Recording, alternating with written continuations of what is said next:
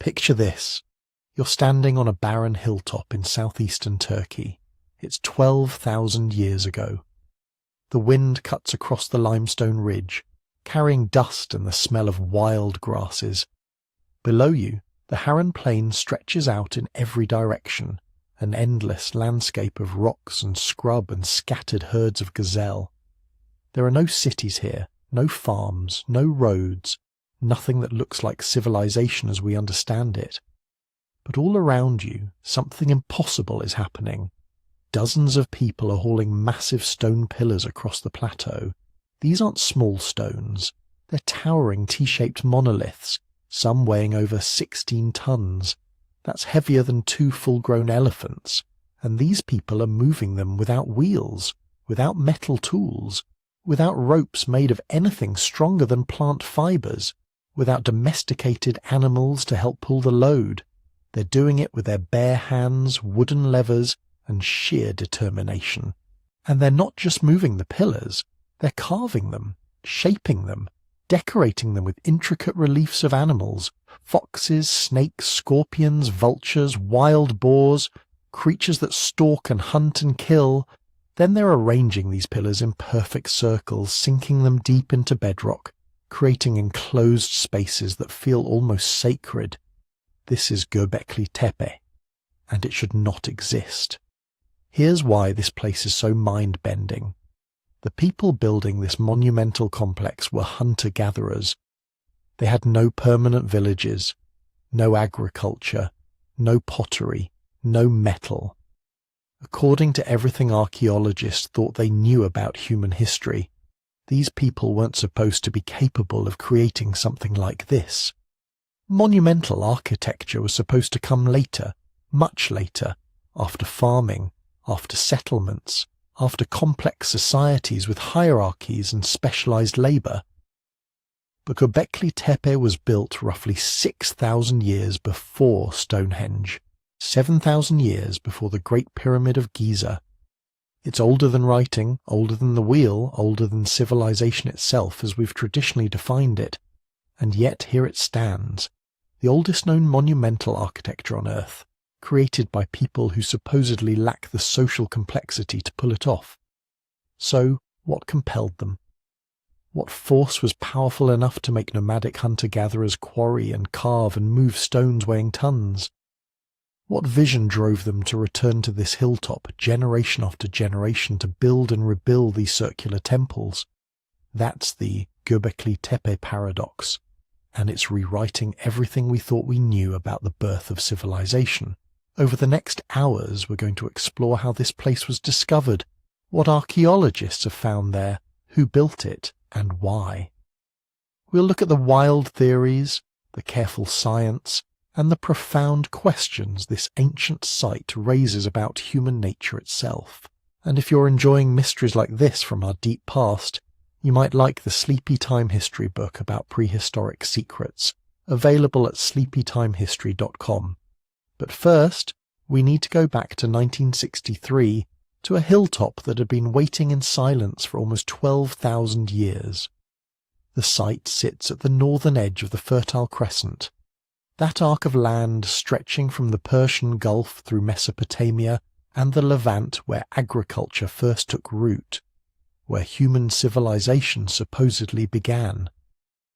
But in 1963, when archaeologists first examined the hilltop, they had no idea they were standing on something far older than agriculture itself. The survey was conducted jointly by the University of Chicago and Istanbul University. Professional work, systematic documentation. They were cataloguing archaeological sites across the region, trying to build a comprehensive picture of ancient settlements. When they reached Göbekli Tepe, they noted the unusual limestone fragments scattered across the surface. Broken pieces of worked stone, flint tools, clear evidence of human activity. But there was something else. Large stone slabs jutting from the earth at odd angles. T-shaped stones that appeared to mark burial sites. The archaeologists recorded their observations and made their assessment. Medieval cemetery, not particularly significant in the grand scheme of regional archaeology. They moved on to the next site. For 31 years that assessment stood. The hilltop returned to silence. Shepherds grazed their flocks there. Farmers cleared stones from the surface to make room for crops. The T-shaped pillars that poke through the soil were occasionally used as building material for nearby villages. Nobody imagined they were destroying evidence of the world's oldest temple complex. Then in October 1994, a German archaeologist named Klaus Schmidt arrived at the site. This wasn't his first visit to the region. Schmidt had spent years working at Nevelachori, another pre-pottery Neolithic site about 30 miles north. There, he'd excavated circular structures with T-shaped pillars, smaller than what he was about to find, but similar enough that he'd developed an eye for them. When Schmidt climbed Göbekli Tepe and saw those T-shaped stones protruding from the ground, something clicked. These weren't medieval grave markers. The proportions were wrong. The stone was wrong. The context was wrong. He recognized immediately what previous surveyors had missed. These were megalithic pillars, and if they were anything like the structures at Nevelachori, they were ancient beyond reckoning. Schmidt later described that moment as one of instant recognition, like an art historian identifying a lost masterpiece by its brushstrokes. He knew, standing on that wind-swept hilltop, that he was looking at something extraordinary. Within months he'd secured funding and permits. By 1995, systematic excavation began. What emerged from the earth defied expectations from the first season. The pillars weren't small, they weren't crude. They were massive, precisely carved limestone monuments, arranged in circular enclosures. As workers carefully removed millennia of accumulated soil and debris, they realized something even more remarkable. The site hadn't been abandoned and naturally buried by wind and erosion. It had been deliberately filled in. Someone had hauled thousands of tons of dirt and rubble to bury these structures completely, intentionally, systematically. The excavation revealed enclosures roughly circular in shape, each centered on two massive T-shaped pillars.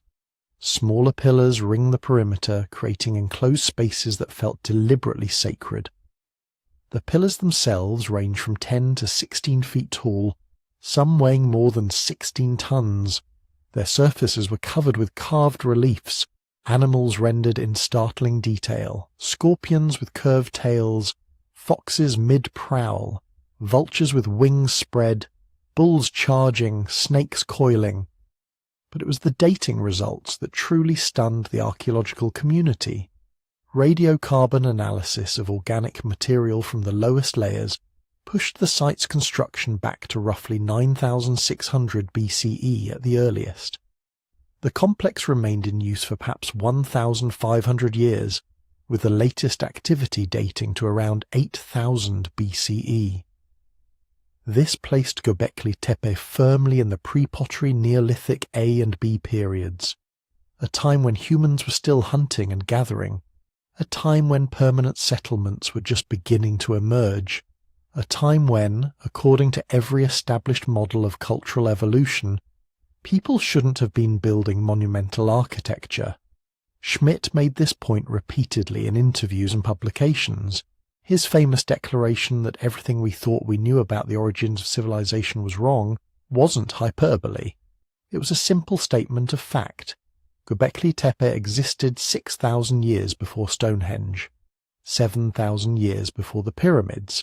It predated agriculture in the region. It predated pottery. It predated everything we associated with the social complexity necessary to organize and execute such massive construction projects. The implications were staggering. For decades, archaeologists had assumed civilization followed a neat progression. First came agriculture, then permanent settlements, then population growth, then social stratification and specialized labor, then monumental architecture. Göbekli Tepe reversed that sequence. Here was monumental architecture built by mobile hunter-gatherers. The temple came before the city, religion before agriculture, sacred space before domestic space. The excavations continued year after year, revealing more enclosures, more pillars, more carvings.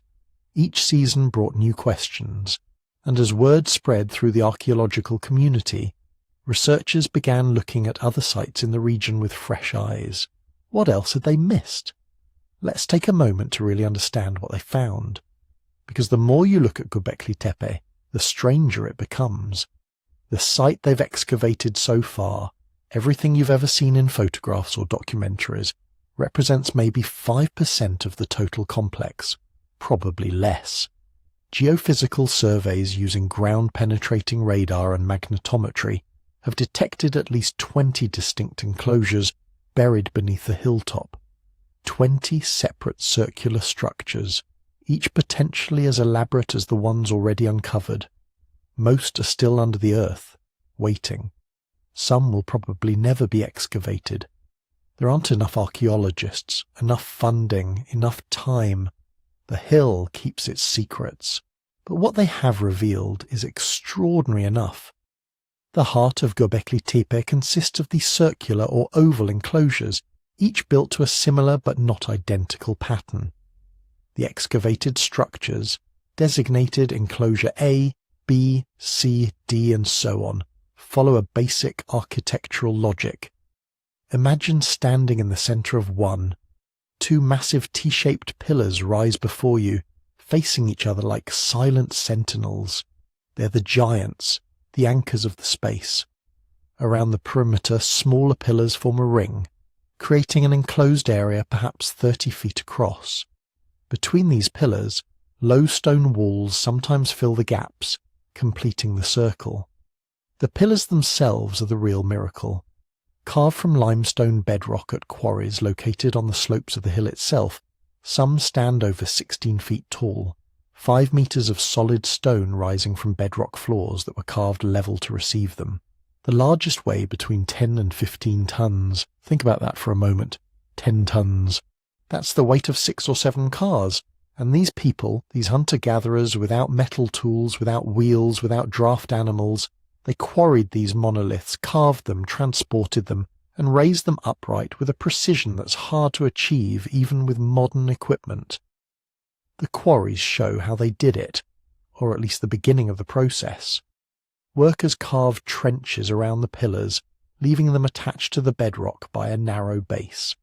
Then they cut underneath, probably using wooden wedges that expanded when soaked with water, creating enough force to crack the stone free. But getting a 15-ton pillar from quarry to enclosure, then raising it vertical and stabilizing it, that required engineering knowledge we're still trying to understand. The socket holes they carved to receive the pillar bases show incredible precision. Too shallow, and the pillar topples. Too deep, and you can't maneuver it into position. But the real revelation, the thing that transforms these pillars from mere stones into something otherworldly, is their anthropomorphic character. They aren't just T-shaped abstractions, they're representations of beings. Look closely at the carvings and you see it. Arms bent at the elbows, hands meeting at the front, belts carved in relief around the narrow waist where the shaft meets the crossbar, sometimes clothing, loincloths or kilts, suggested by carved lines. But no faces. Never faces. The top of the T remains blank, featureless, as if the identity of these beings is something beyond human comprehension. They're humanoid, but not quite human. Too tall, too rigid, too perfectly geometric. Archaeologists describe them as highly stylized human figures, but that doesn't quite capture it. They feel like something else. Ancestors, maybe. Gods, spirits. Representations of forces that existed in the cosmology of the builders, beings important enough to warrant tons of limestone carved in their image.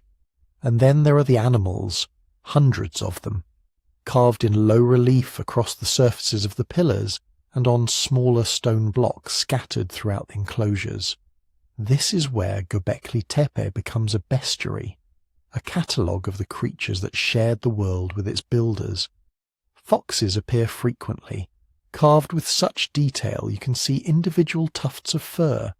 Snakes coil and twist, some rendered naturalistically, others stylized into geometric patterns. Wild boars charge across stone surfaces, their tusks prominent, their power obvious. Cranes stand in profile, long-legged and alert. Vultures spread their wings, sometimes holding what might be human heads in their talons. Scorpions appear with their tails curved, ready to strike. Lions prowl. Spiders hang suspended. Gazelles leap. Bulls lower their horns. Every enclosure contains its own population of carved creatures, sometimes dozens on a single pillar. They are not random. The same animals appear again and again, suggesting they held symbolic meaning. A cosmology rendered in stone, though we can only guess at the stories these images told. Some pillars show animals that seem to be interacting.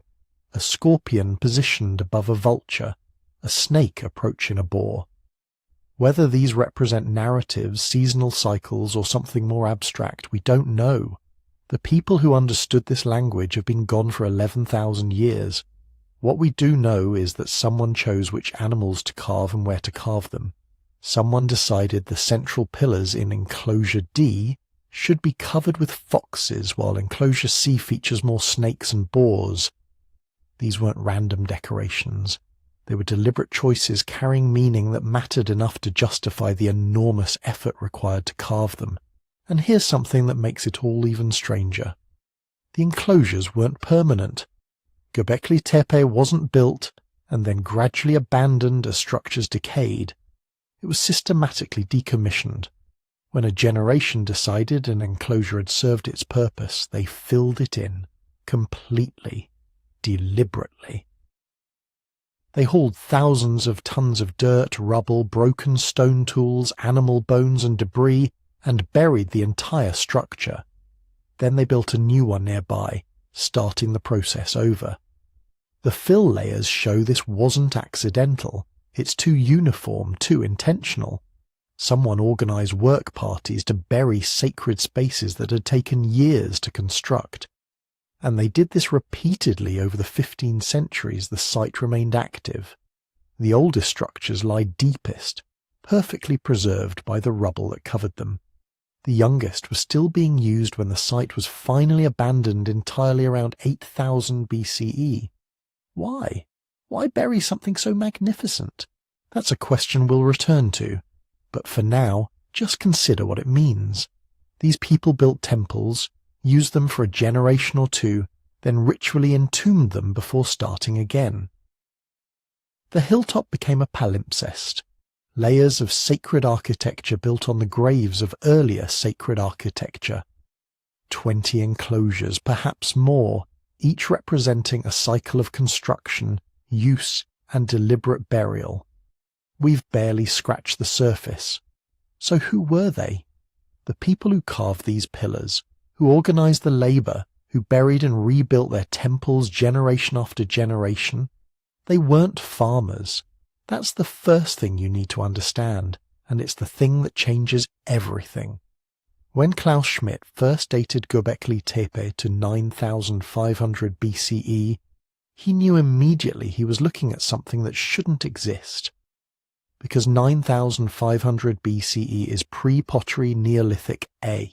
That's the archaeological designation, and embedded in that term is an assumption that had governed our understanding of human development for nearly a century. Pottery comes after agriculture. Agriculture comes after settlement. Settlement comes after hunter-gatherers figure out farming and complex social organization, the kind required to build something like Göbekli Tepe, that comes last of all. Except here was proof that the sequence was wrong. Göbekli Tepe was built by people who hadn't domesticated plants yet, hadn't domesticated animals, weren't living in permanent villages. They were hunter-gatherers, mobile bands moving through the landscape, following game herds, harvesting wild resources, and somehow they built the most sophisticated architectural complex of their age. Let's paint a picture of their world, because it wasn't the marginal existence we often imagine when we think of hunter-gatherers. The northern Fertile Crescent around 9500 BCE was rich, absurdly rich by the standards of most environments humans inhabited. This was the tail end of the Younger Dryas, that brief return to Ice Age conditions that had gripped the region for over 1,000 years. As the climate warmed again, the landscape exploded into life. Picture-rolling hills covered with wild cereals, einkorn wheat, emmer wheat, barley growing in dense stands across the valleys, wild lentils, chickpeas, pistachios, almonds. These weren't scattered patches that required hours of searching. These were fields, naturally occurring fields that could support substantial populations just through harvesting what already grew. Archaeobotanical evidence from sites across the region shows people were collecting and processing wild grains on an industrial scale. They had grinding stones, storage facilities, entire toolkits dedicated to harvesting and preparing plant foods they never planted. And the animals. The region supported massive herds, gazelles by the thousands migrating through predictable corridors, aurochs, the wild ancestors of modern cattle, enormous and dangerous but providing enough meat to feed dozens of people from a single kill, wild boar in the forests, wild sheep and goats on the hillsides, cranes and ducks in the wetlands.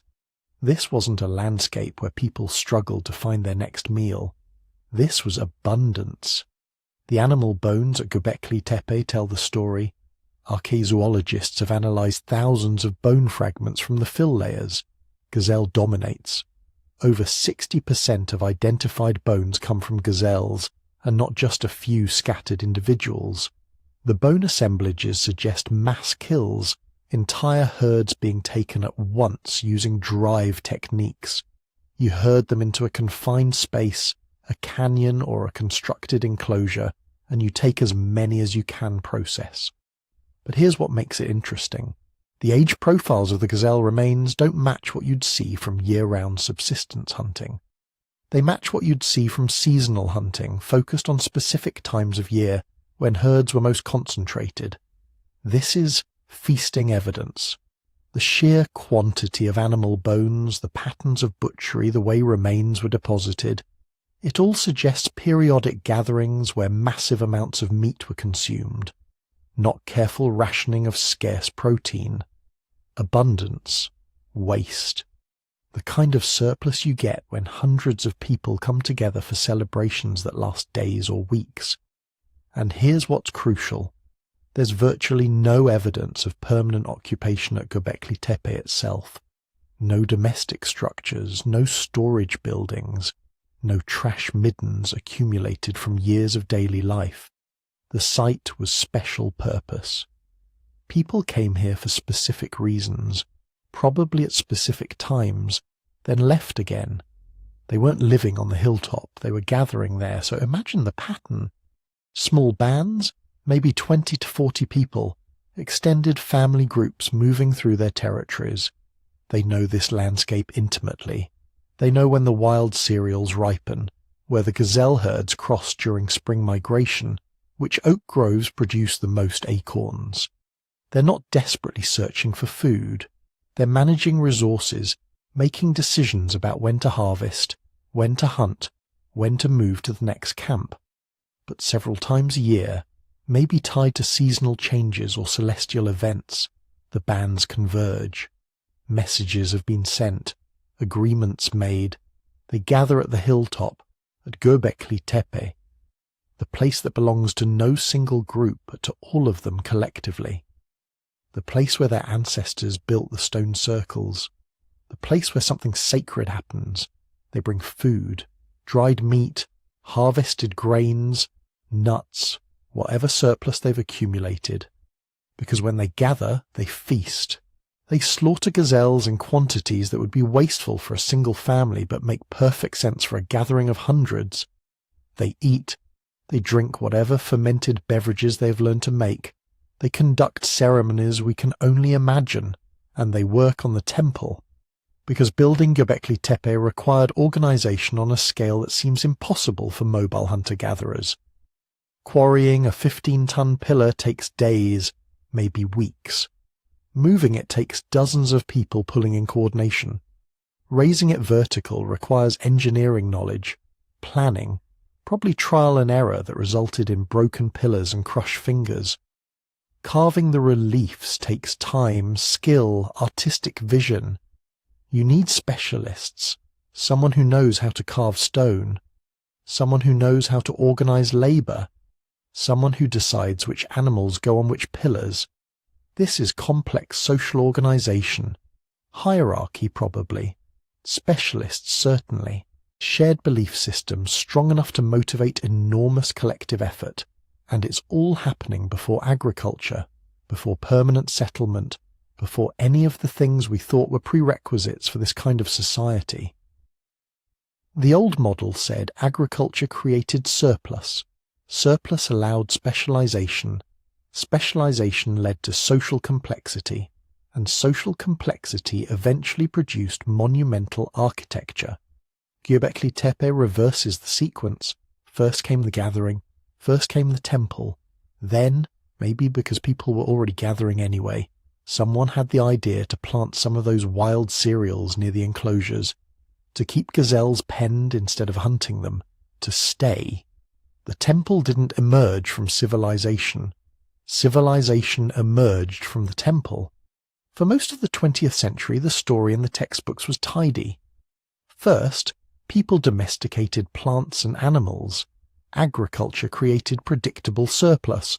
Surplus allowed larger, more permanent settlements. Settlements produced social hierarchies and specialists.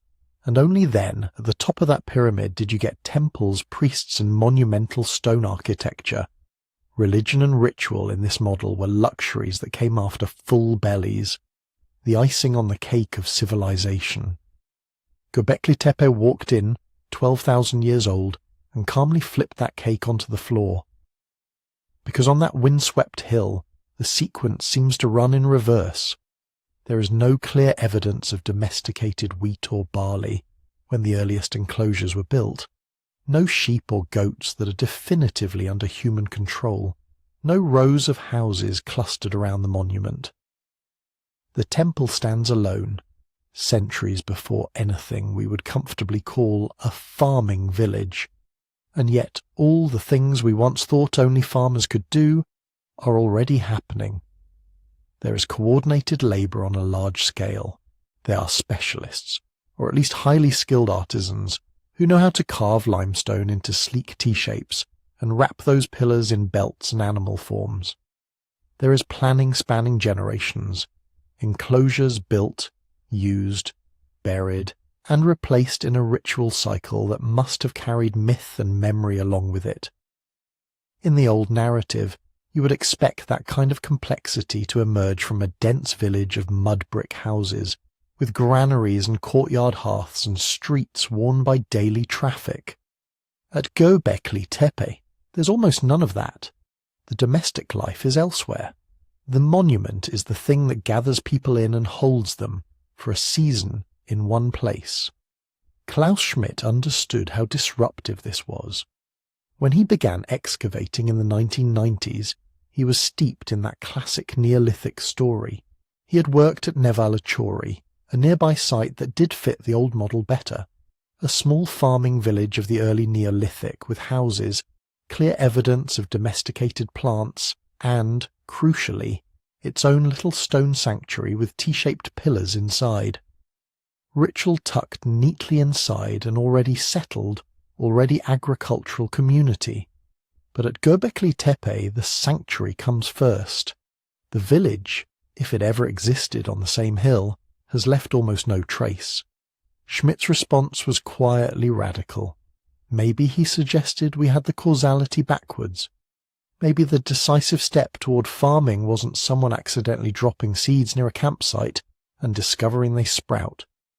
Maybe the spark was social, not agricultural.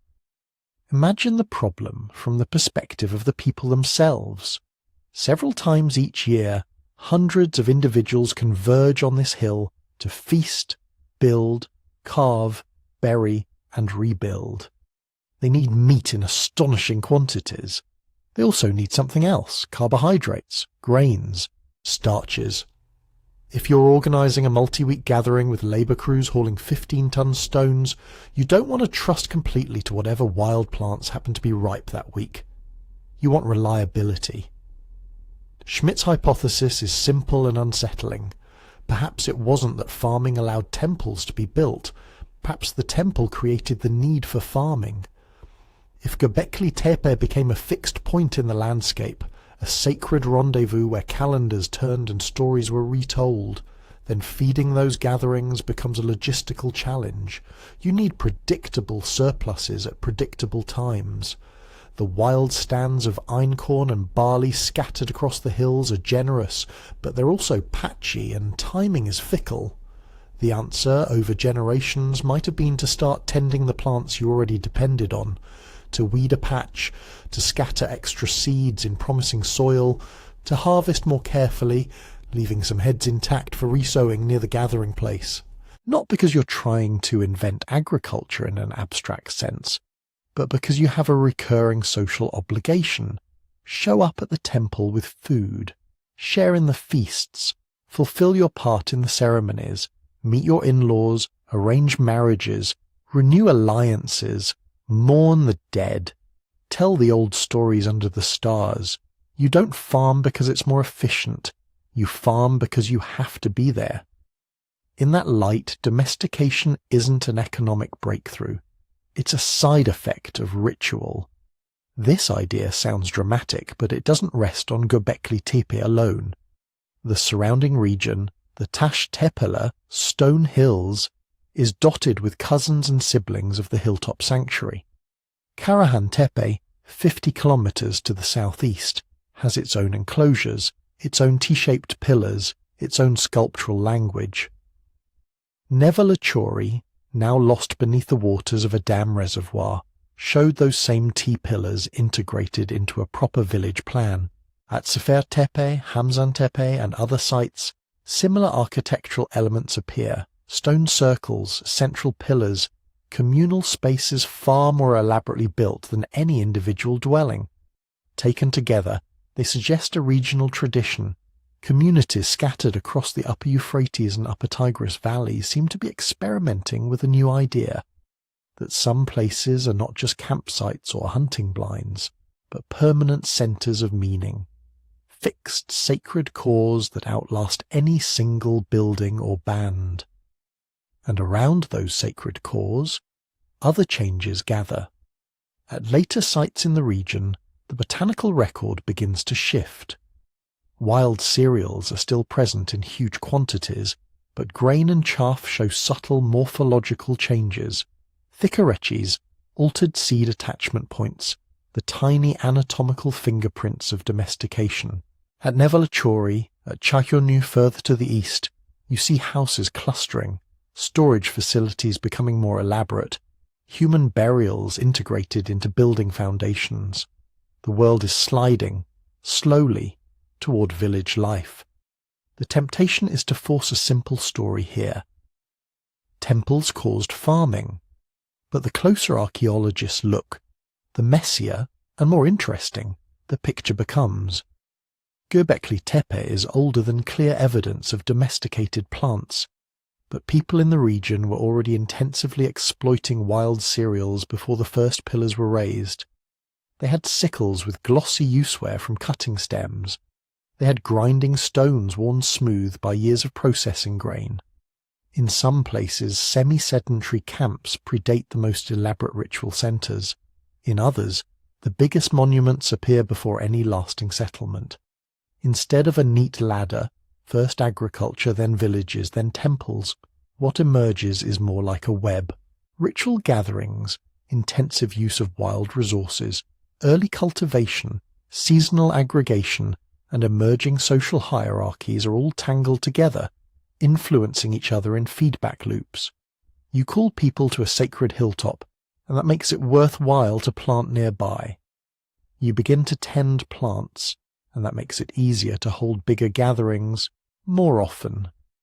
Larger, more regular gatherings create pressure for clear leadership, for shared rules, for mythic narratives that legitimize who stands at the center and who works at the edges. Those leaders may then direct even more ambitious building projects. And those projects, in turn, strengthen people's attachment to the place, making it harder to leave the landscape entirely when the season changes. By the time you reach the classic Neolithic villages of the later 10th and 9th millennia BCE, ritual buildings and ordinary houses are interwoven like warp and weft. Some communities have a single special structure used by everyone. Others distribute symbolic elements, skulls, horns, painted walls, through many homes. The temple is no longer set apart on a bare hill. It is diffusing into everyday life. This more nuanced view is where many archaeologists now sit. Agriculture did not simply cause religion, nor did religion single-handedly cause agriculture. Both seem to arise together from deeper human needs, the desire to anchor identity in stories and places, the craving for predictability in an unpredictable world, the joy and tension of big gatherings where alliances are made and broken. Göbekli Tepe stands at a turning point where those needs crystallized in stone. It suggests that when humans took the first steps toward living in one place, they may have been guided as much by invisible things, myths, obligations, shared visions, as by the visible calculus of calories and harvests.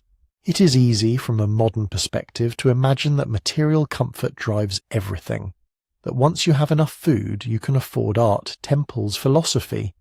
But those T-shaped pillars on the Anatolian plateau hinted a different priority list. People were willing to haul monoliths and carve foxes and vultures long before they had secure harvests. They were willing to invest staggering time and energy into a place that gave them no permanent shelter, only meaning. If that's true, then the Neolithic Revolution was not just an economic transition. It was a reorganization of what mattered. The first semi-permanent nodes in the human landscape may have been not granaries, but sanctuaries. Not markets, but meeting grounds where the sacred, the social and the practical fused. First the temple, then the city, or at least temple and field and village rising together, each drawing strength from the others, and beneath it all, a very old pattern. Humans gathering round shared beliefs, shaping the land and themselves in the process. If the architecture of Göbekli Tepe is shocking, the art carved into it is even stranger. Walk around those stone circles in your mind and let your eyes move over the pillars. They are alive. There are foxes caught mid-pounce, muscles taut, snouts stretched forward as if they might leap off the limestone at any second. There are snakes, not as little background squiggles, but as thick, deliberate coils that wind around the edges of pillars, heads raised, bodies almost pulsing with motion. Vultures stand with wings half spread, heavy beaks hooked, as though they've just landed or are about to launch into the air again. Boars bristle with carved fur, backs arched, tusks and shoulders rendered with a clarity that suggests the sculptors knew exactly how those animals moved. It feels less like decoration and more like a gallery of presences. And it's not random. The animals repeat. Foxes show up again and again. So do snakes, wild boar, cranes, vultures, scorpions, wild asses. Some pillars are almost crowded with them, a vertical procession of teeth and claws and feathers. To carve like this in limestone with stone tools takes time, planning. You don't spend hours pecking out a fox that wraps perfectly around a pillar edge by accident. Archaeologists talk about iconographic programs, a fancy way of saying the images seem to be part of a thought-out system. Someone decided which animals went where. Someone cared enough to make sure the same creatures kept returning.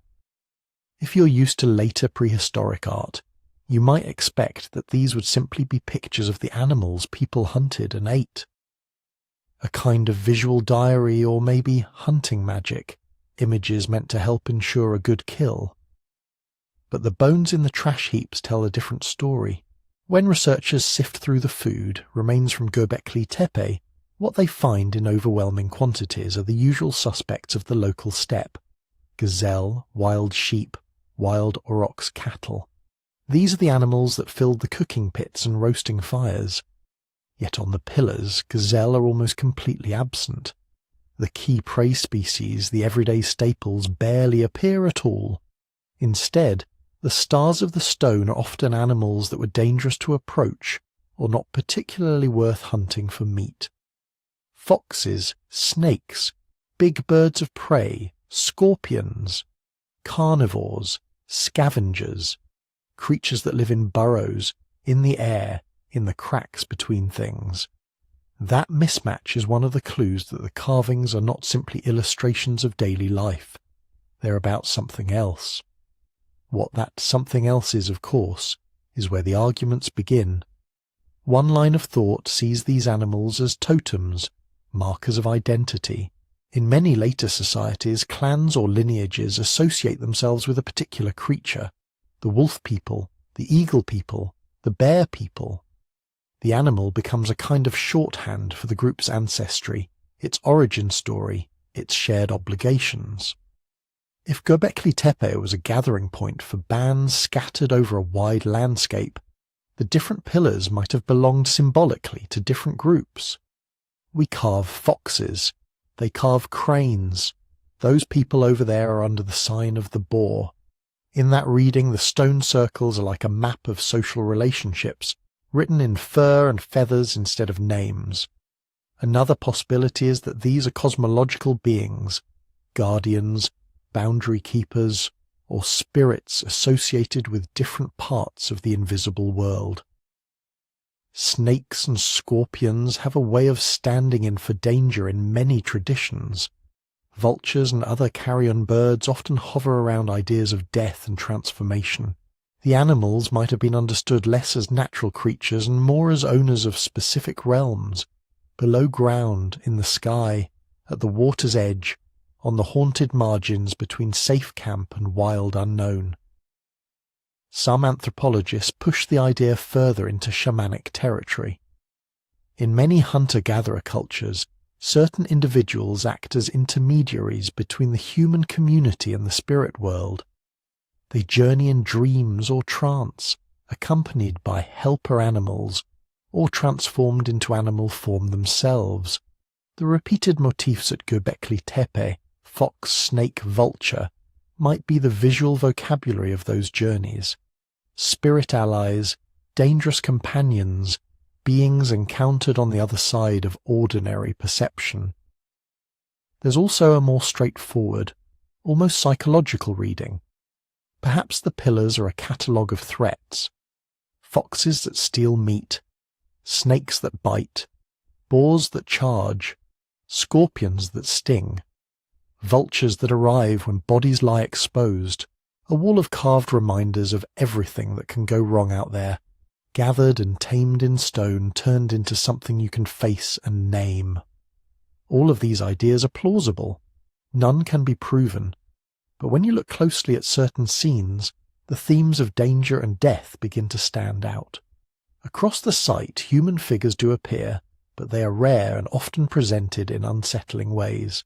Some are headless, with arms and hands carved but no face, or with the head deliberately removed in antiquity. On some reliefs, small, simplified humans seem almost harassed by the swirl of animals around them, as if engulfed by powers beyond their control. Then you notice the vultures. In one carved panel, a vulture stands tall, wings extended beside what may be a headless human body, or at least a human-like form. Above it, a round object floats, too round to be a random rock, suspiciously like a human skull or severed head. Similar motifs turn up at other early Neolithic sites in the region. At Nevala Chori, not far from Göbekli Tepe, archaeologists found human skulls that had been removed from burials and curated separately. At Çatalhöyük, 1,000 years later, wall paintings show vultures standing over headless bodies, while real skulls were plastered and repainted, kept in houses like relics. Put together, these strands have led many researchers to suspect some kind of vulture and skull cult stretching across early Neolithic Anatolia and the northern Levant. a shared set of practices and images focused on what happens to the body after death, on separating the head from the torso, on exposing remains to birds that clean the bones. Göbekli Tepe may be one of the earliest places where that symbolic complex is carved into architecture on a monumental scale. The most famous example is Pillar 43 in Enclosure D, the so-called vulture stone. It has become almost a character in its own right in the modern story of the site. On this single pillar face, an entire busy scene unfolds. Near the top, a large vulture spreads its wings. Below, another bird, perhaps a smaller vulture or a stork-like creature, struts along. To one side, a scorpion stretches out its pincers and tail. Other animals, maybe a wild ass, maybe more birds, fill the remaining space. Again, there is that enigmatic round object near the bird, suggestive of a severed head or sun or something in between. It's a dense composition, laid out in horizontal registers like a narrative panel. But the story it tells is opaque. Some archaeologists interpret the vulture stone as a straightforward mortuary scene, a representation of excarnation, the laying out of bodies for birds to pick clean, followed by some ritual handling of skulls. In that reading, the pillar stands as a permanent reminder of how a proper death should be managed, a stone manual for returning the body to the earth, and the soul to wherever souls were believed to go. Others see cosmology rather than funerary practice. Vultures in the sky, scorpions near the ground, different animals marking different layers of the universe, upper, middle, lower worlds, joined together on the upright stone that links earth to heaven. The round object could be the sun, or a star, or a symbolic soul being carried upward. And then there are the more adventurous theories. A few researchers have argued that the arrangement of animals on Pillar 43 corresponds to constellations, that the vulture stone is an early star map, maybe even a record of a specific astronomical event, like a comet or meteor shower remembered in myth. In their reconstructions, the scorpion becomes Scorpio, the bird becomes a particular star cluster, the round object a celestial marker. If true, Göbekli Tepe would not only be one of the world's earliest temples, but also one of its first observatories.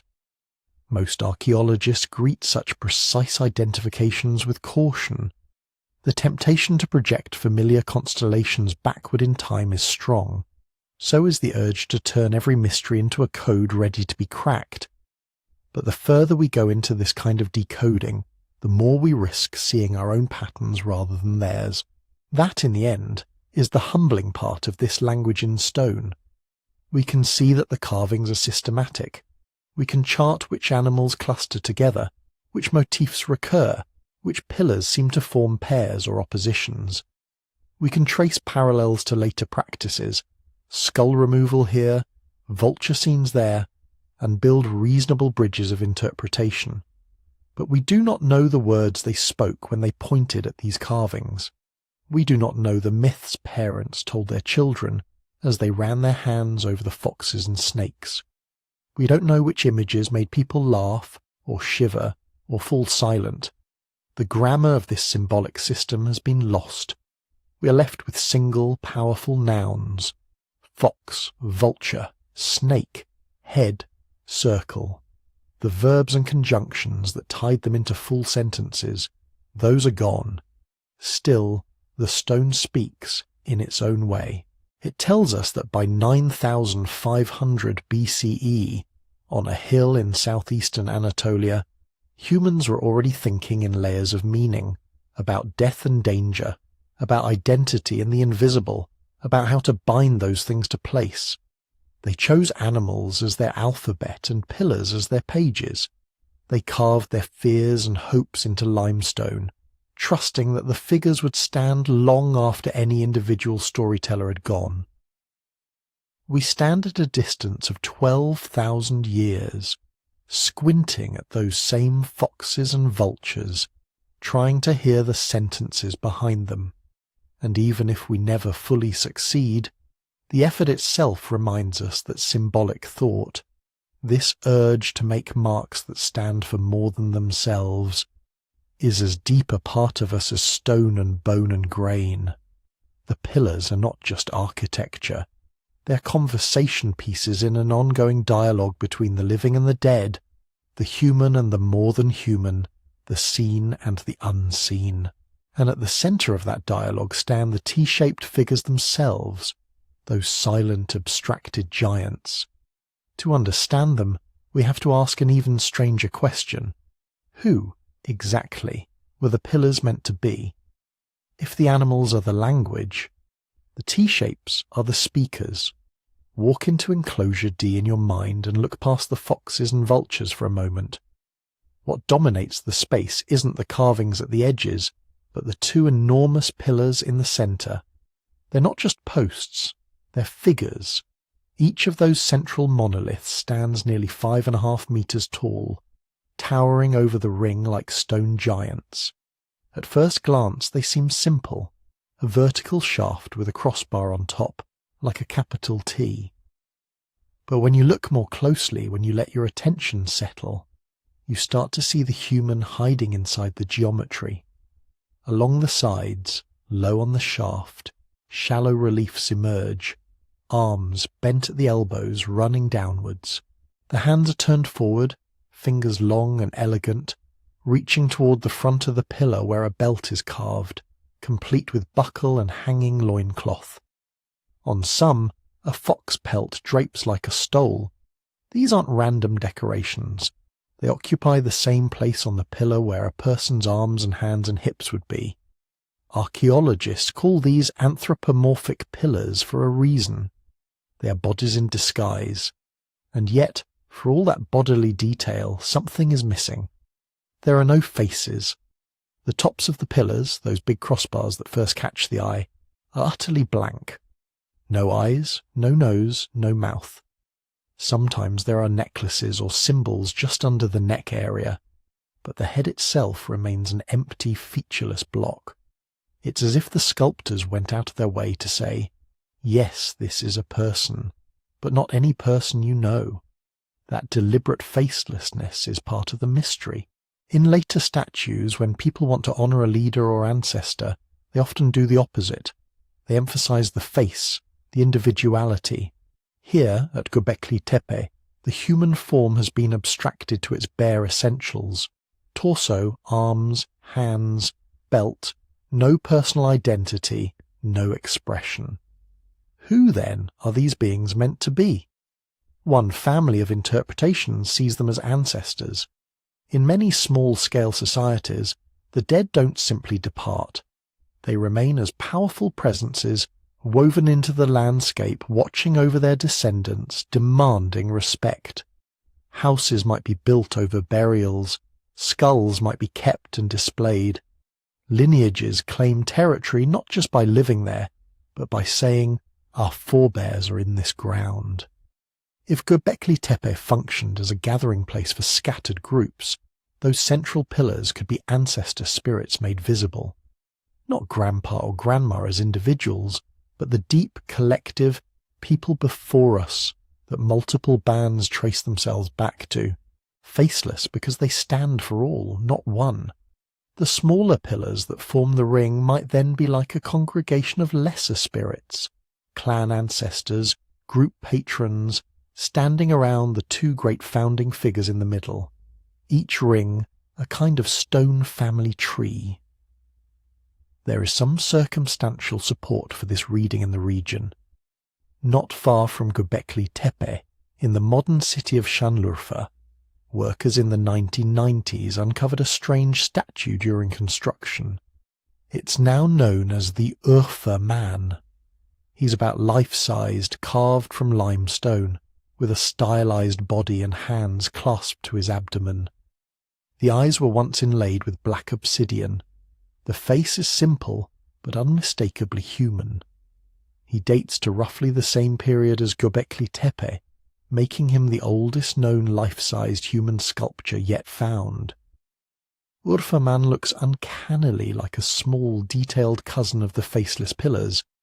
Upright posture, hands to the belly, a kind of formal stillness, Some researchers think both belong to the same symbolic world, different expressions of a shared concept of the human, perhaps the honoured dead or mythic founders fixed in stone. Then there's the broader pattern of ancestor veneration in the early Neolithic Near East. Across sites in Syria, Turkey and the Levant, archaeologists have found evidence of skull plastering, human skulls removed from burials, the faces rebuilt in plaster, sometimes with shells for eyes and paint for hair. These reconstructed heads were then kept in houses or special rooms, revisited and handled long after the rest of the body had returned to the earth. It's hard not to see this as a way of making the dead present, giving them a kind of second, more permanent body, somewhere to live among the living. Göbekli Tepe fits into this world of skulls and ancestors and curated bones, even though, so far, it hasn't yielded clear burials inside its main enclosures. The vulture scenes suggest exposure of bodies. The carved, headless humans hint at deliberate decapitation. The whole symbolic package feels preoccupied with the transition from person to ancestor, from living body to enduring presence. If the plastered skulls were intimate, indoor shrines to specific individuals, the Göbekli pillars may be the public outdoor counterpoint. Large, abstract communal embodiments of the dead as a category. Ancestors scaled up to architecture. Other scholars push the interpretation beyond ancestry into the realm of gods. From this angle, those faceless colossi are not just the remembered dead, but something more. Supernatural beings, personified forces, maybe the earliest glimmers of deities. The blank faces then become a feature, not a bug. These aren't meant to be recognizable humans. They're intentionally other. Imagine approaching Enclosure D at night, torches flickering, darkness pooled between the stones. The two tallest pillars stand in the center, perfectly aligned, flanked by their ring of lesser columns. The carved hands clasped to belts give them a poised, contained power. You step into a circle where stone people vastly outsized any living person, presiding silently over whatever is about to happen. It feels like a council chamber or a sanctuary where humans come into the presence of beings that are more than human. Under this reading, the smaller pillars might represent different spirits, forces, or even social groups, all facing the two central beings that hold the ritual focus. The entire space becomes a kind of stone theatre. The central aisle between the big pillars, the stage where ceremonies took place while the carved company looked on. There's also a middle path. Perhaps those categories, ancestor and god, weren't clearly separated in the first place. In many traditional cosmologies, the great ancestors shade naturally into divine figures. The first hunter, the founding grandmother, the culture hero who taught people how to grind grain. Over generations their stories grow until they stand halfway between human memory and mythic time. To honour them is both filial duty and religious act. The Göbekli pillars could be embodiments of such beings, mythological founders whose names we'll never know, encoded instead in belts, fox pelts, and abstracted forms. Faceless because by the time the stones were raised, the stories had already blurred into legend. There's another intriguing possibility as well, that the pillars, especially in their facelessness, embody not particular individuals at all, but a kind of collective identity. Think of them as the person of the community made solid, a symbolic body that stands for the gathered we, rather than any I. In that sense, stepping into the circle would mean stepping into the shared self of the people who built it, affirmed and stabilized by stone. The parallels with other pre-pottery Neolithic sites help here too. At Navali Chori, now lost under a reservoir but excavated before the waters rose, archaeologists found smaller T-shaped pillars in a building interpreted as a cult structure. At Karahan Tepe and other members of the Taş Tepeler, Stonehills group, similar T-forms and human-animal hybrids appear. The motif of an abstracted, oversized human presence was clearly not a one-off. It belonged to a regional way of thinking. Taken together, these strands suggest that Göbekli Tepe sits near the beginning of something enormous, the organized human attempt to give shape to the invisible. Not necessarily religion in the later institutional sense. No texts, no dogma, no priestly caste we can clearly identify, but a shared symbolic framework, a set of agreed-upon forms and spaces where questions about death, origin, and belonging could be acted out. The spatial drama of the enclosures reinforces this. The inward-facing ring of pillars, all oriented toward the central pair, creates a strong sense of directionality. Attention is pulled to the middle, where a human body might stand between two stone bodies, becoming the temporary link between the ordinary and whatever the pillars represented. You can imagine rituals where people processed into the circled the interior, left offerings at the bases, touched the carved hands. Maybe stories were told about the people of stone and how they made the world safe, or dangerous, or meaningful. Maybe initiations took place there, or seasonal gatherings that renewed bonds between far-flung groups. We don't know the scripts of those ceremonies. We only see the stage. But even that is telling. By 9500 BCE, people here were already willing to pour staggering amounts of labour into building places whose primary function was symbolic, not practical. Places where stone was shaped into beings, neither fully human nor fully animal, neither entirely of this world nor wholly outside it, that could anchor a shared imagination. The pillar people stand at the threshold between our distant foraging past and the more familiar religious landscapes of later history. They are among the earlier silhouettes of the sacred carved at monumental scale. And they are not alone on the Anatolian plateau, because as later excavations have made clear, Göbekli Tepe was not a solitary miracle. It was one hilltop in a whole constellation of stone sanctuaries. For a long time, Göbekli Tepe looked like a freak event in the archaeological record, a one-off spark of genius on a lonely hill. Then the survey teams kept walking. If you pan your mental map out from Göbekli Tepe just a little, you start to see more humps on the horizon. Low rises, rounded knolls, places where, to a trained eye, the soil looks just a bit too lumpy, the stones just a bit too regular. Some of those bumps have names: Karahan Tepe, Harbetsvan Tepesi, Sefer Tepe, Cyberch, and more, still half-buried, scattered across the Şanlıurfa region of southeastern Turkey. Taken together, they're now referred to as the Taş Tepeler, the Stone Hills.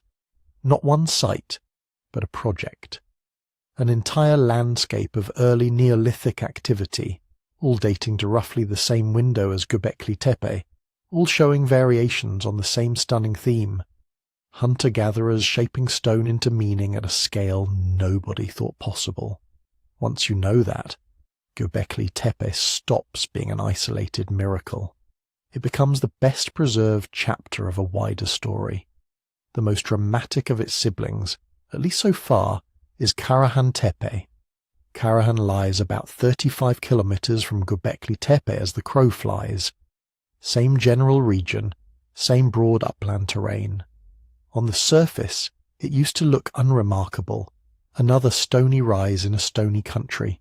But remote sensing, field walking, and then serious excavation have turned that anonymous hill into one of the most intriguing sights on the planet.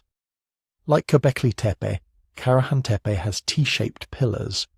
They're smaller on average, more tightly packed, but unmistakably part of the same visual language. Vertical shafts with crossbars, some carved with belts and arms, some surrounded by animal reliefs. The pillar people were clearly not a one-site idea. They were a regional motif. But Karahan has its own personality, its own obsessions. One of the most striking features is an oval building sunk into the bedrock, accessed by steps. Along the perimeter, a low bench has been carved directly out of the living stone, and rising from that bench, in a row, are what look like pillars that never quite escape the rock. Tall, narrow necks topped with stylized heads. No bodies, just cranial forms projecting from the stone, shoulderless and rigid. It's as if a line of figures is emerging from the earth itself, frozen halfway between geology and personhood. Some have described it as a head cult chamber. Others see it as an architectural metaphor. The hill as a body, the carved heads as people or spirits erupting from within.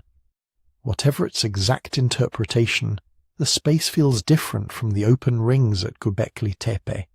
More enclosed, more focused. A place where being surrounded by heads, by presences, was the whole point. Then there are the phalluses. In one zone at Karahan Tepe, excavators exposed multiple large, clearly carved, explicitly phallic pillars rising from the bedrock. They're not accidental shapes. They're intentional, repetitive, and prominent. What they mean is up for debate. Fertility, masculine power, a ritual emphasizing generative forces in a harsh environment where each new life was precarious and precious, or something stranger, rooted in myths we no longer have words for. Whatever the case, Karahan Tepe shows that these early builders were comfortable with stark, overt symbolism. The human body, its heads, its genitals, was raw material for architecture as much as stone and earth. And then, unlike Göbekli Tepe in its earliest investigated phases, Karahan Tepe gives us something very down to earth, clear domestic structures. Around the more overtly ritual buildings, archaeologists have found smaller rooms, hearths, installations that look suspiciously like everyday living spaces. That's important. For years, Göbekli Tepe was interpreted as a purely special-purpose site, a place you travelled to, feasted at and left. No houses, no permanent residence, a hill for ceremonies, not for sleep. Karahan complicates that picture. Here, the sacred and the mundane sit cheek by jowl. Spaces for elaborate symbol-laden gatherings sit right next to what look like places where people cooked, knapped stone, and warmed themselves. It suggests that whatever was happening on these hills wasn't always a pilgrimage from far away.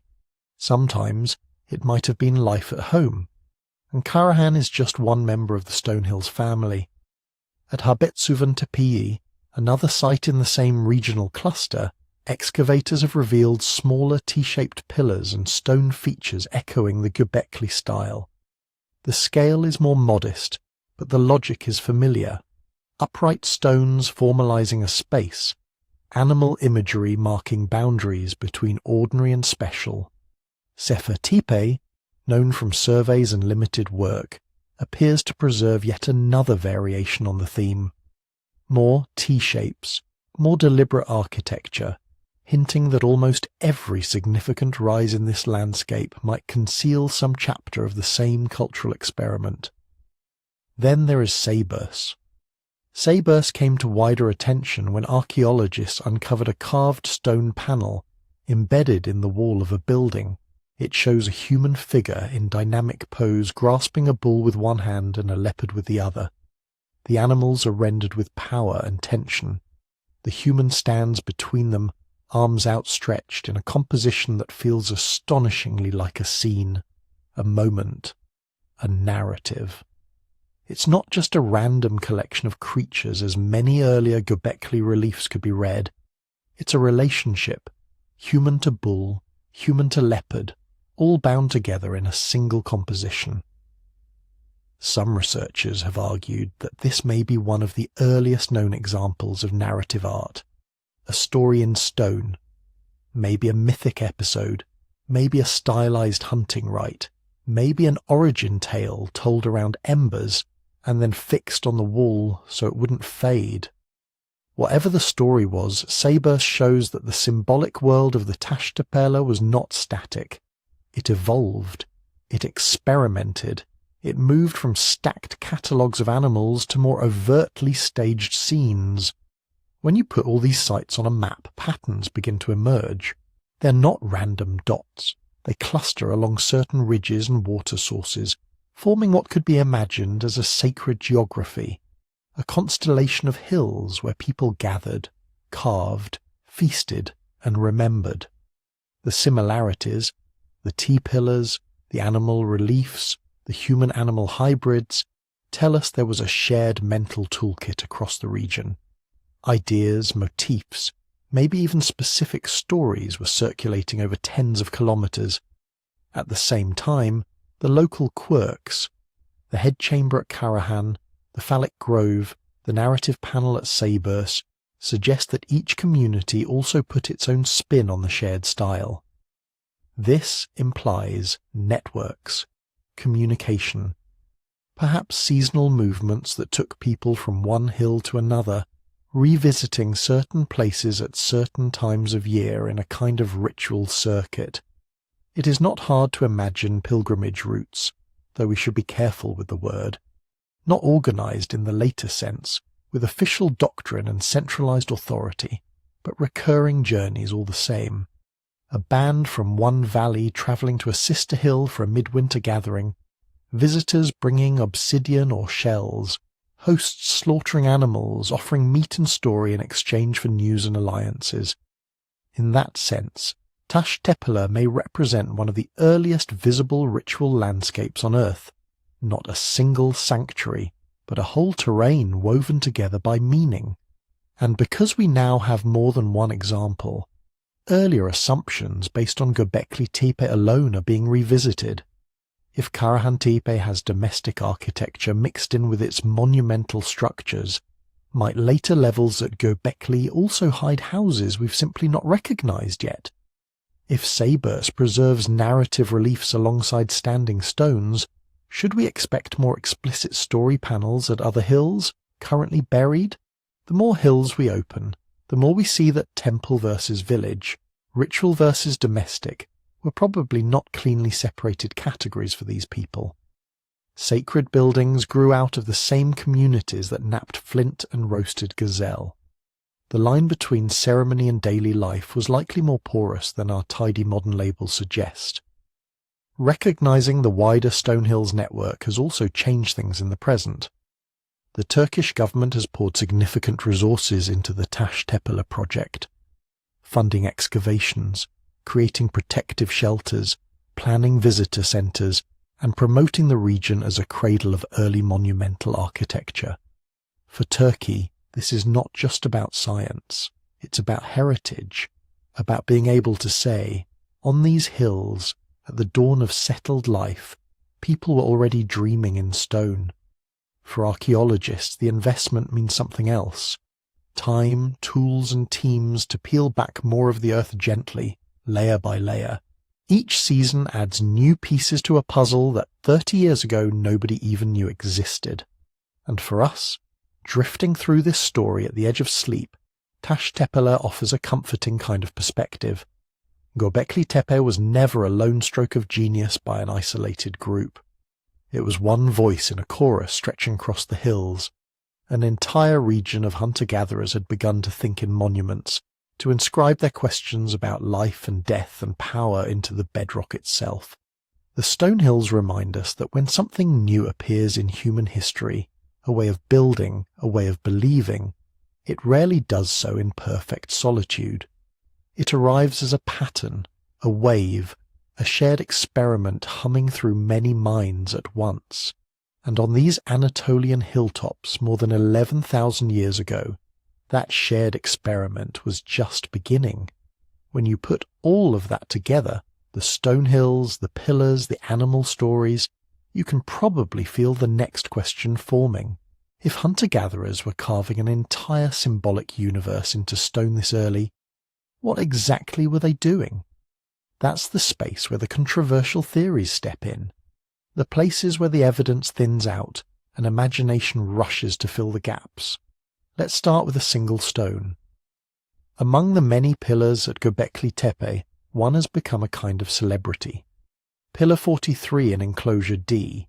You can picture it as a narrow stone canvas covered in images, a vulture with outstretched wings, a scorpion, a headless human form, other birds, other symbols, stacked and arranged with a care that doesn't feel random.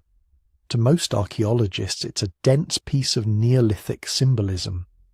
Maybe a scene about death and the journey of the soul. Maybe a ritual landscape in miniature. Maybe something we don't have the right mental furniture to understand. But in 2017, two researchers, Martin Sweatman and Dimitrios Tsikritsis, proposed a different reading. They suggested that the images on Pillar 43 are not just animals, but constellations. That the scorpion, for instance, stands for the constellation Scorpio, the vulture for another star pattern. The whole pillar, in their view, is a kind of star map, an encoded record of the sky, and not just any sky. According to their calculations, if you match the animal groupings to particular parts of the heavens, they appear to point to a specific date, around 10,800 BCE. That's very close to the beginning of the Younger Dryas, a sharp, sudden return to cold conditions after the last ice age seemed to be easing. Some geologists and impact researchers have argued that this climate snap was triggered by a fragmented comet hitting the Earth, a controversial idea in its own right. Sweatman and Tsikritsis went a step further. They argued that Pillar 43 is a memorial to that impact event, a stone record of the day the sky fell. In their model, Göbekli Tepe's builders were not just ritual specialists. They were careful observers of the heavens, tracking precession, the slow wobble of the Earth's axis, well enough to encode dates using constellations. In other words, very early astronomers. It's an intriguing picture, a sanctum of sky watchers, preserving the memory of a catastrophe across thousands of years. Most specialists, though, remain unconvinced. There are problems. The animal constellation assignments are subjective. Different choices give different dates. The Younger Dryas impact hypothesis itself is hotly debated, and there's no firm evidence that people of this period were tracking precession, a subtle effect that even later literate civilizations took time to pin down. For many archaeologists, the astronomical reading feels like a castle built on a few suggestive stones. Maybe there is some awareness of the sky encoded there. People everywhere have watched the stars since deep prehistory, but a precise date-stamped record of a specific cosmic event? That, they argue, asks more of the data than it can reliably give. Still, the idea sticks in the imagination. A temple that is also a time capsule. A climate disaster remembered in stone. It's a story that feels bigger than one hill, and that sense of bigness is exactly what pulls Göbekli Tepe into an even wider constellation of ideas, the lost civilization narratives. In the last few decades, writers like Graham Hancock have made Göbekli Tepe a centerpiece in a different kind of history. In this view, the stone hills are not the work of the first monument-building hunter-gatherers. They're the fingerprints of a forgotten advanced civilization, wiped out at the end of the Ice Age and remembered only in myths of Atlantis, flood stories, and wandering culture heroes. In Hancock's telling, survivors of this vanished culture may have travelled the world after a cataclysm, perhaps that same Younger Dryas event, teaching farming, stonework, astronomy. Göbekli Tepe, in that framework, becomes a kind of outpost or legacy project. The students work under the guidance of mysterious teachers from a fallen golden age. It's a compelling narrative. It connects dots across continents. It lets disparate mysteries, pyramids, megaliths, flood legends sit together in one sweeping story. Mainstream archaeologists, though, mostly reject it, not because they dislike drama, but because the evidence doesn't really need an Atlantis-class explanation. The skills on display at Göbekli Tepe, quarrying, carving, organizing labor, inventing symbols, are all things we see evolving step by step in different places as human groups grow, experiment and share ideas. We have no clear genetic trace of a separate, lost founding population sweeping in. no convincing artifacts that scream technology far beyond its time. What we have instead is a pattern.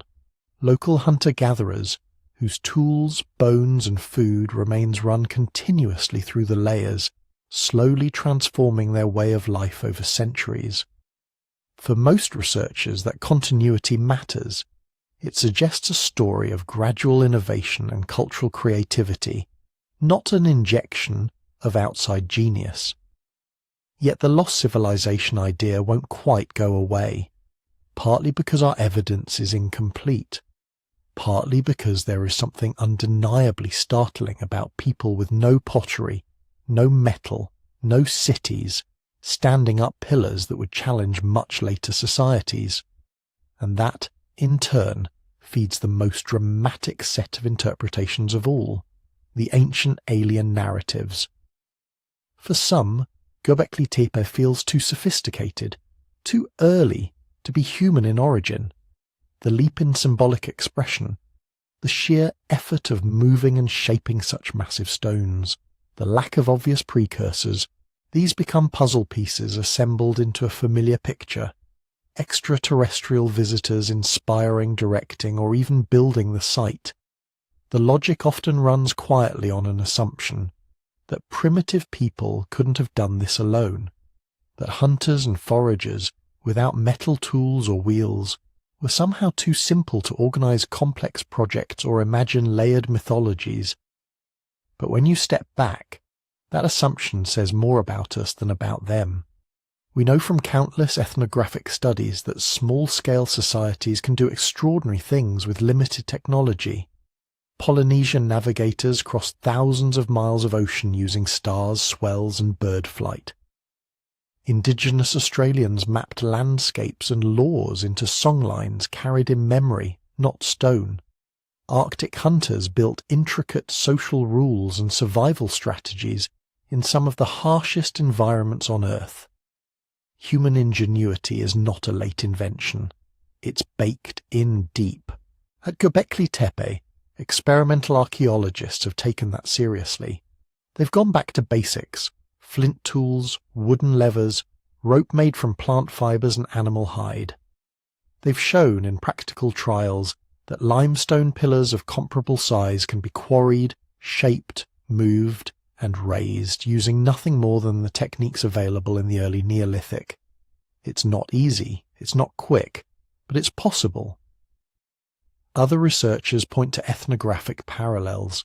Seasonal gatherings where hundreds of people come together to build, to feast, to mark the turning of the year.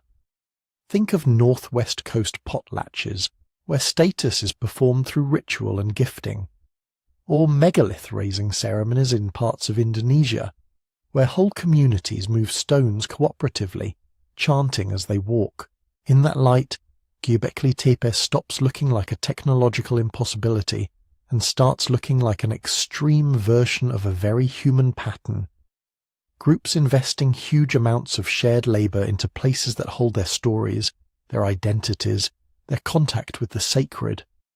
So why then do the astronomical alignments, the Atlantis echoes, the alien visitors resonate so strongly? Part of it is the genuine mystery. Göbekli Tepe stands at the edge of what we can currently know.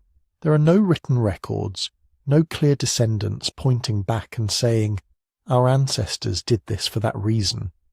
There is a gap between the scale of the monument and our expectations of the people who made it. Into that gap stories pour. Part of it is the human love of hidden knowledge, the sense that beneath the surface of familiar history lies a deeper layer, a secret architecture of lost ages and cosmic events. To imagine that a hill in southeastern Turkey encodes a message about comets, or carries the legacy of a drowned civilization, is to feel that the world is threaded with secret connections.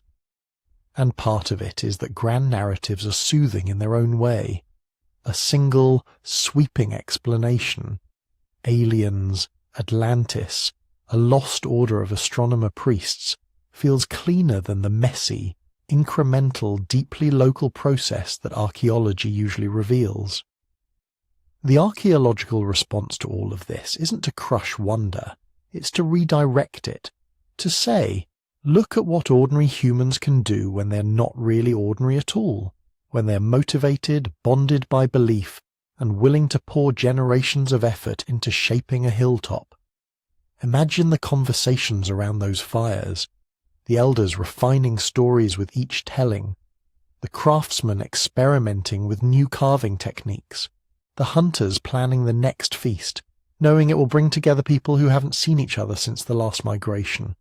No lost super races required for that.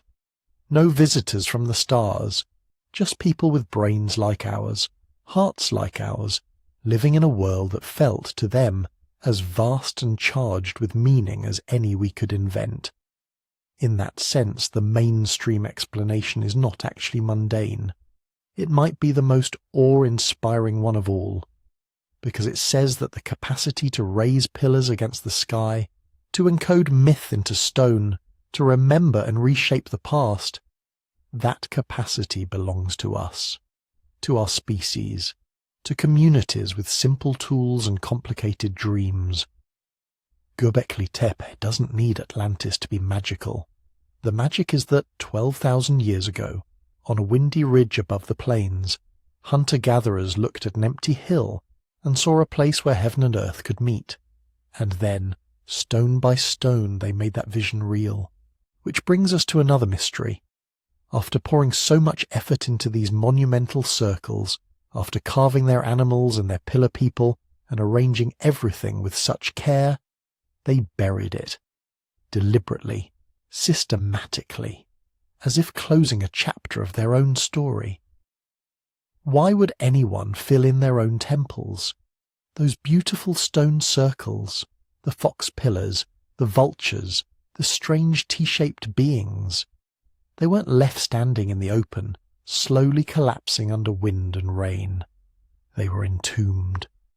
Every enclosure you've heard about, those great ring walls and towering megaliths, was eventually filled up from floor to rim with a dense, chaotic mixture. Broken stone, loose soil, smashed animal bones, flint flakes, worn-out tools, fragments of other carvings.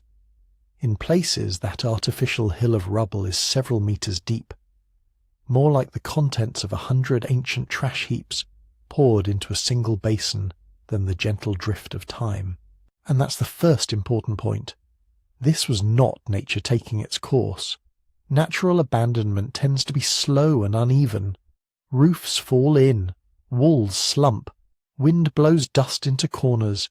You get layers, thin and gradual, with clear signs of weathering between them. Göbekli Tepe isn't like that.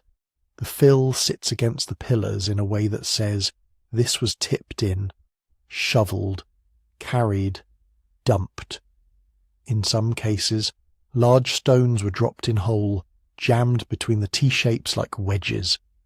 The animal bones are not neatly sorted. They look like the leftovers of countless feasts scraped from hearths and middens and thrown in together. If you walked into one of those enclosures while the process was underway, it might have looked messy. Lines of people hauling baskets, others heaving rocks into place, the once careful floor disappearing under rising mounds of rubble. It feels almost destructive, yet that destruction is the reason the site is so eerily well preserved. By burying their own monuments under tons of compacted debris, the builders accidentally protected them from 10,000 years of erosion. They turned living sanctuaries into sealed time capsules. Why would anyone do that? Archaeologists reach for a phrase that sounds dry but hides a lot of emotion: ritual closure. In many cultures, sacred spaces are not meant to last forever. They have life cycles. They're born, they're used, and at some point they're decommissioned. Not by just walking away, but by actively ending them. Sometimes that means burning a shrine down. Sometimes it means smashing ritual objects. Sometimes it means carefully burying them so they can't be touched again. If you think of the enclosures as living, as inhabited, not only by people, but by whatever the pillars represented, then what happened at Göbekli Tepe may have been understood as a kind of death. a planned, necessary death. The pillars, with their belts and hands and animal companions, might have been seen as beings in their own right, gods, spirits, ancestor figures, or something in between. If their time had passed, if the stories or rituals had to change, you don't simply leave those beings exposed and unattended. You lay them to rest. You close the circle, literally and symbolically, by filling it in. There are echoes of this logic all around the world and across time. Among the Maya, for example, when a temple or pyramid complex reached the end of its ritual life, it was often terminated in a very deliberate way. Walls were dismantled, stairways smashed, offerings buried in corners or at the base of staircases, and then newer buildings were raised on top. Over centuries, entire cities became layer cakes of sacred architecture, each generation burying and building, burying and building. In many native North American traditions, sacred objects are ritually broken or interred when they are no longer to be used. In parts of Europe, Bronze Age swords and helmets were bent and thrown into rivers, not because they were trash, but because that act of destruction was itself an offering. The pattern is surprisingly consistent. You don't just discard the sacred, you transform it. You take it out of ordinary circulation. Seen in this light, Göbekli Tepe's burial doesn't have to be an act of rejection. It can be an act of respect, a final rite. But there's a twist in the layers that makes the story stranger. When archaeologists dig down through the artificial hill, they move through time in reverse. The youngest material is near the top, the oldest is deep down. That's standard. What's not standard is the relationship between time and complexity. At the very bottom, in what's called layer 3, you find the earlier structures, and they're the most grand. Huge circular or oval enclosures, T-shaped pillars up to 5.5 meters tall, densely decorated with reliefs and animals. Above them, in layer 2, you get later constructions. These are smaller, more rectangular, with shorter, less dramatic pillars. The art is still there, but the whole effect is more modest. In most archaeological sequences you see the opposite. Simple comes first, elaborate comes later. At Göbekli Tepe, it looks as if the people who arrived at the hill with this monumental vision gradually scaled it down, as if the first generation said, "Let's raise an entire stone cosmos," and their descendants, hundreds of years on, said, maybe something a little more compact. When you pair that with the repeated pattern of burial and rebuilding, earlier enclosure filled in, newer one set up nearby, it begins to look less like a single project and more like a series of cycles. A sanctuary lives, is honoured, and then, at some point, is deliberately killed and entombed. A new one rises, perhaps with slightly different rituals, slightly different stories. Over centuries, the energy, the resources, the sheer ambition invested in each new circle slowly diminishes. It's as if each burial is both an ending and a reboot, but the reboots get progressively smaller. What could drive that kind of slow decline? One possibility sits just off the hill, in the changing landscape below. While Göbekli Tepe was at its peak, the people who gathered there were still, for the most part, hunter-gatherers, highly mobile, living by wild gazelle, wild aurochs, wild grasses and fruits. The hilltop in that world was a special point of convergence, a place you travelled to, not a place you lived. But as the centuries passed, the world around them shifted. In the broader region, we start to see the first clear signs of domestication, wild wheat turning into something more like early crops, wild sheep and goats slowly becoming herds that humans manage. People begin to build more permanent houses in nearby valleys. Villages sprout up with stone foundations, storage bins, grinding installations. Agriculture isn't a single moment. It's a long, uneven process of trying things, keeping what works, abandoning what doesn't. But by around 8000 BCE, the people of this region are much closer to being farmers than foragers. And around that same time, Göbekli Tepe is abandoned altogether. The last small enclosures are filled. No new circles rise to replace them. The hill, now swollen with the bones of its own monuments, is finally left to the wind. It's tempting to link those two shifts, the rise of full farming and the death of the hilltop temples. Maybe the beliefs that had once drawn scattered bands together lost some of their pull when life settled into fields and permanent houses. When your gods live in your courtyard and your harvest depends on your own labour.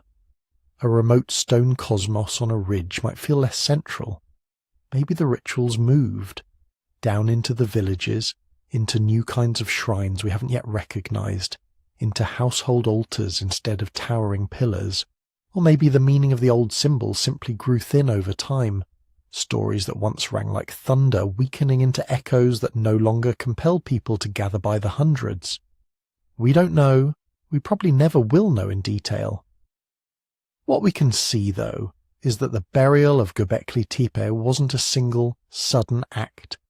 It was a slow folding away of a sacred tradition, layer by layer, circle by circle, as the people who had created it walked, generation by generation, into a different way of being human. At the end of that journey, the hill stands silent. Under your feet, meters of stone and bone and broken tools hold the memory of feasts, of chants, of hands smoothing limestone. Above may be a new kind of landscape, fields, flocks, villages with their own small stories. When you lie there in the dark, thinking about that buried temple mountain, you're touching the hinge where those two worlds met, the last breath of a hunter-gatherer cosmos, carefully, almost tenderly, covered over by the very people who had raised it. They did not leave it for us. They closed it for themselves. And yet, in sealing their past, they left a question open for the future. If a place this powerful can be built, used, loved, and then deliberately buried, what else have we forgotten about who we used to be? When archaeologists first began to understand what they were looking at on that hill, one of the quietest but most disruptive realizations was this: if this is right, then almost everything we thought about the order of things is backwards. The old story ran in a neat, comforting line. First, small groups of hunter-gatherers. Then, slowly, they settle down, domesticate plants and animals, build villages. Villages grow into towns.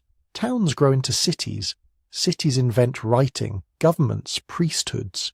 Only then, once you have food surpluses and organised labour and hierarchy, do you get great temples, monuments, and massive collective projects. Religion, in that version, is almost like an optional upgrade, a later add-on that complex societies can afford. Göbekli Tepe stubbornly refuses to fit. 12,000 years ago, on that ridge, we see the opposite sequence. First the monument, then, only much later, in the valley around it, the houses. People with no pottery, no metal, no permanent villages that we can see, somehow found the time, the energy, and the will to carve and move dozens of multi-ton pillars, to maintain a hilltop sanctuary for centuries, to feed workers and visitors who might have walked for days or weeks to get there.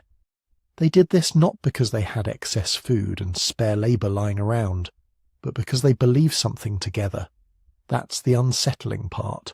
It suggests that the drive to create meaning, to gather around shared symbols, to mark out certain places as sacred and special, is not a late luxury of civilization. It is one of the forces that builds civilization in the first place. Imagine what that implies about the minds of the people climbing that hill. They weren't just thinking, where can we find game? Where is the next spring?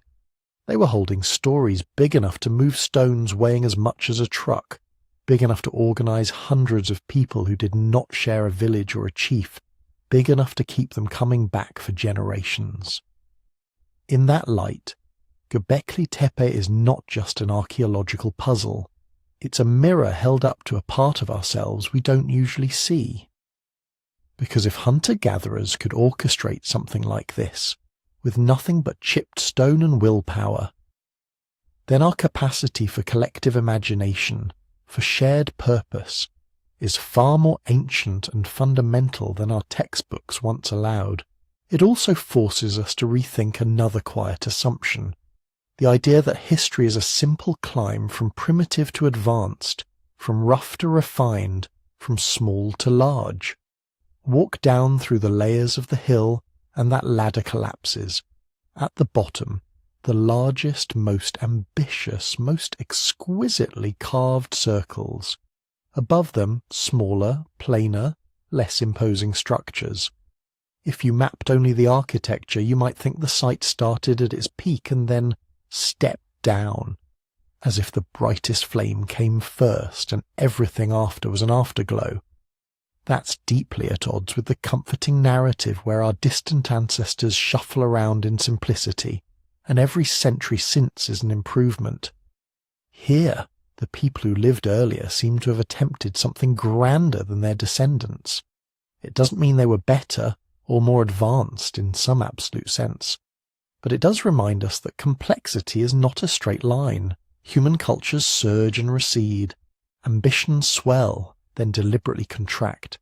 Sometimes the most monumental dreams belong to people we would, on paper, call simple. Looked at this way, Göbekli Tepe becomes a kind of warning against smugness. Our skyscrapers, our satellites, our data centers, they rest on a story where we imagine ourselves as the pinnacle.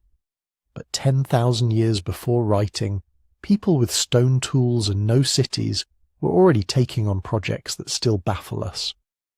Progress, it turns out, is not a staircase. It's a tangle of paths, some rising, some falling, some looping back into the forest. And in that tangle, one thread keeps appearing: imagination. On that hill, people carved beings that did not walk the earth in any straightforward way. T-shapes with hands and belts, part human, part abstract. Vultures escorting headless bodies, foxes striding in long profile bands, like thoughts running around the edge of a circle. Whatever those images meant, they were not just practical diagrams for hunting or gathering. They were symbols, tokens in a shared inner world. This is exactly the kind of thing that fascinates researchers in cognitive archaeology. The attempt to trace, in bones and stones, the birth and growth of symbolic thought. When did humans begin to treat images, objects and places as carriers of meaning that goes beyond their immediate use? When did we start telling stories that stretched before birth and after death, that linked animals and ancestors and stars into a single pattern? Göbekli Tepe sits right in that conversation. Its age pushes back the horizon of when such complex symbolic systems might have been in play. Its scale suggests those symbols were not private or idiosyncratic. They were shared by many bands, strong enough to coordinate feasts, rituals, perhaps seasonal gatherings of people who otherwise lived far apart. To cognitive archaeologists, the site is like catching a glimpse of a huge mental architecture, beliefs, myths, social rules, through the gaps between pillars. We see that ritual behavior, far from being frosting on the cake of settled life, may have been one of the ingredients that made large, stable communities possible. A shared sacred hill where you renew ties, exchange spouses, settle disputes, remember common origins, that can hold a loose network together just as powerfully as any political institution. In other words, people didn't simply invent temples because they already had villages. In this corner of the world, they may have built villages because for a long time they had a temple. Today, that temple mountain, flattened into an artificial hill by its own makers, is officially recognized as part of the world's shared heritage. In 2018, Göbekli Tepe was inscribed on the UNESCO World Heritage List. With that honor came a new kind of challenge. For 10,000 years the enclosures lay sealed, protected by the very rubble that buried them. Now, exposed again to air and light and humans, They are vulnerable in ways their builders never imagined. Conservation teams have stretched protective roofs over the main excavated areas to shield the limestone from rain and harsh sun. They monitor tiny cracks, control moisture, worry about the salts that creep through stone when conditions shift. Tourism brings money and attention, but also footsteps, vibrations, and the constant pressure to open more, show more, dig deeper. And always there is a race between excavation and preservation. Every new trench risks destabilizing something. Every year left unexcavated is another year in which unknown structures remain safe, but also unknown. That tension circles back to the philosophical questions the site raises. We are desperate to see more, to know more, to peel back the layers of that artificial hill and the neighbouring mounds of the Taş Tepeler region. Karahan Tepe, Sefer Tepe, and the many others that still look, from a distance, like ordinary rises in the landscape. But each stone we uncover becomes our responsibility. Each pillar that sees daylight again begins a new, fragile life, dependent on our ability to care for it. So the archaeologist moves slowly, sometimes frustratingly so, leaving large parts of the hill untouched. They know that what remains buried may, paradoxically, be safer than what we have brought into the light. And that leaves us with a tantalizing thought. When you picture Göbekli Tepe now, with its revealed circles under white canopies and its walkways for visitors, remember that this is only a fraction of the story. Most of the hill is still filled with compacted debris that has not been sifted. Most of the surrounding mounds in the Taş Tepeler chain have barely been tested. Under those slopes may lie enclosures even older than the ones we know, new arrangements of pillars, different animals, different styles of carving that could shift our interpretations once again. Maybe there is a circle dedicated almost entirely to plants, hinting at rituals around the first experiments in cultivation. Maybe there is an enclosure where the T-shapes are smaller, more human-like, suggesting a different relationship between people and whatever those pillars represented. Or perhaps there are things we don't yet have the concepts to predict, forms of gathering, of honouring, of imagining, that would make us rewrite not only the history of religion or architecture, but our sense of what human minds were doing at the very dawn of settled life. Standing at the edge of that knowledge, we live in a strange in-between. We know enough to see that our old narratives were too simple. We don't yet know enough to replace them with something as neatly ordered. Instead, we have an unfinished picture, a buried stone cosmos on a hill, a cluster of similar hills nearby, a scattering of clues about feasts and rituals, and the slow turning toward farming.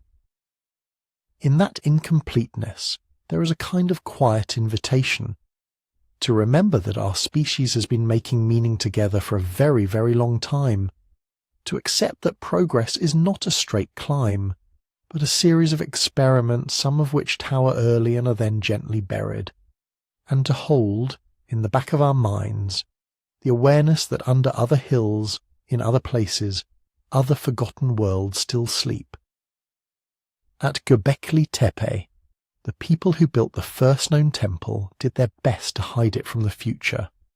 We, by uncovering it, have learned something humbling. We are not the beginning of the story. We are the ones who have arrived late, brushing dust off the remains of a world that had already asked and partly answered the question of what it means to be human, long before there were cities or writing or even fields of grain swaying in the wind. Now, as you settle in, let's let the hilltop grow dark again, not the fenced and roofed site of today, but the ridge as it might have been 12,000 years ago. The sun has slipped below the horizon. The last colours drain from the steppe. Up on the crest, between the stone circles, fires begin to glow, small wavering islands of light caught between pale pillars. The carvings flicker in and out of shadow. A fox's muzzle leaps into view, then vanishes. A vulture's wings seem to move as the flames breathe. The T-shapes, those silent stone figures with their folded hands and belts stand in a loose crowd as if keeping watch. Around them, people settle down. Some have walked days to be here. Their feet are sore, their bellies full from shared food.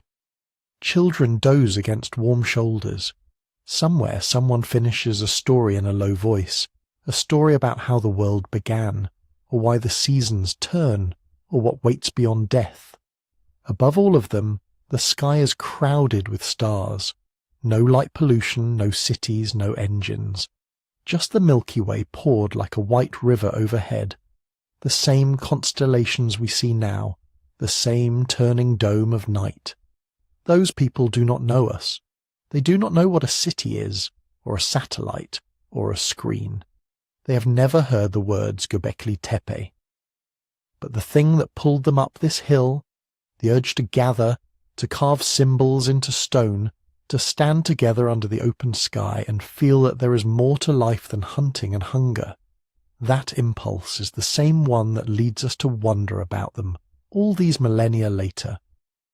We sit in our rooms or lie in our beds and reach backward with our minds. They stood by their fires and reached outward with their stories. Same species, same restless curiosity, same need to belong to something larger than a single lifetime. As you drift towards sleep, you might imagine yourself there for a moment, leaning against one of those low stone walls, watching the coals settle and the stars wheel slowly overhead, part of a circle of people whose names are lost, but whose questions are our own. If this journey through the world's first known temple has kept you company tonight, you can gently help this little corner of the internet survive and grow.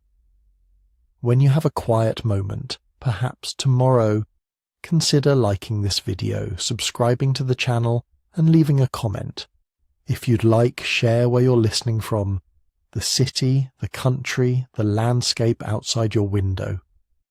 One more web of connections stretching between distant places, just as those ancient gathering spots once linked scattered bands across the hills.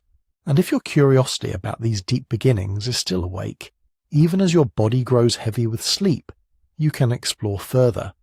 At sleepytimehistory.com, there's a Sleepy Time history book on prehistoric secrets, stories of vanished worlds, early humans, and the mysteries they left behind, written in the same calm, drifting style, meant to be read in bed, with one foot already in a dream.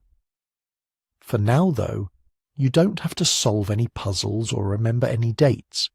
The stones can keep their secrets a little longer. Let the hilltop fade. Let the pillars sink back into darkness. Let the stars above Göbekli Tepe become the stars above your own roof. You carry the long, unlikely history that led to that temple, and to you, quietly in every cell. Rest in that knowledge.